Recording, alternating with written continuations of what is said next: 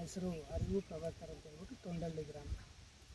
ಈ ದಿನ ನಮ್ಮ ನೈಸರ್ಗಿಕವಾಗಿ ನಾವು ಅಕ್ಕಡಿ ಬೆಳೆಗಳನ್ನು ಬೆಳೆದಿರ್ತಕ್ಕಂಥದ್ದು.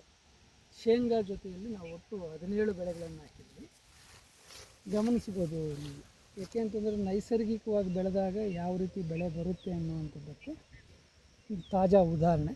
ಇದಕ್ಕೆ ನಾವು ಯಾವುದೇ ರೀತಿಯ ರಾಸಾಯನಿಕಗಳನ್ನಾಗಲಿ ಔಷಧಿಗಳನ್ನಾಗಲಿ ಬಳಸಿಲ್ಲ. ನೋಡಿ, ಈ ಸಜ್ಜೆ ಅಕ್ಕಡಿ ಸಾಲಲ್ಲಿ ಬಂದಿರ್ತಕ್ಕಂಥ ಈ ಬೆಲ್ಟ್ ಬಂದು ನಾವು ಮಿಲ್ಲೆಟ್ಸನ್ನು ಹಾಕಿದ್ವಿ, ನವಣೆ ಇವೆಲ್ಲ ಕೂಡ ಎಲ್ಲವೂ ಕೂಡ ನಾವು ನೈಸರ್ಗಿಕವಾಗಿ ಮಾಡಿರ್ತಕ್ಕಂಥದ್ದು, ಯಾವುದೇ ರಾಸಾಯನಿಕಗಳನ್ನು ಬಳಕೆ ಮಾಡಿದೆ. ಆದರೆ ಇವತ್ತು ನಮ್ಮ ರೈತರು ಏನು ಹೇಳ್ತಾರೆ ಅಂತಂದರೆ, ನೈಸರ್ಗಿಕವಾಗಿ ಮಾಡಿದ್ರೆ ಬೆಳೆ ಬರಲ್ಲ ಅಂತ ಒಂದು ಮಾತು ಹೇಳ್ತಾರೆ. ನಮ್ಮ ಹಿರಿಯರು ಭೂತಾಯಿಯನ್ನು ಆರೋಗ್ಯವಾಗಿ ಇಟ್ಕೊಂಡಿದ್ದೀವಿ ಅಂತಂದರೆ ಮಳೆ ಕಡಿಮೆ ಆದರೂ ಕೂಡ ಬೆಳೆ ಚೆನ್ನಾಗಿ ಬರುತ್ತೆ ಅನ್ನೋದು. ಅದಕ್ಕೆ ನಾವು ನೈಸರ್ಗಿಕವಾಗಿ ಮಾಡಿದಂಥ ಸಮಯದಲ್ಲಿ ಈ ವರ್ಷ ನೋಡಿ, ನಮಗೆ ಮೊದಲು ಬಿತ್ತನೆ ಮಾಡುವಂಥ ಸಮಯದಲ್ಲಿ ಮಳೆ ಇರಲಿಲ್ಲ, 1.5-2 ತಿಂಗಳು ಮಳೆ ಇಲ್ಲ.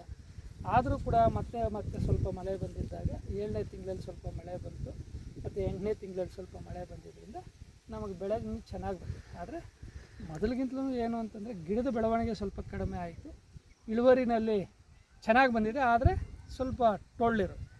ಇದು ನಮ್ಮ ನೈಸರ್ಗಿಕವಾಗಿರುವಂಥದ್ದು. ಇದು ನಮಗೆ ಖರ್ಚು ಕಡಿಮೆ ಬರುತ್ತೆ, ನಮ್ಮ ಜಾನುವಾರುಗಳ ಮೇವು ಸಿಗುತ್ತೆ, ಕುಟುಂಬಕ್ಕೆ ಬೇಕಾಗಿರುವಂಥ ಪೌಷ್ಟಿಕ ಆಹಾರ ಸಿಗುತ್ತೆ.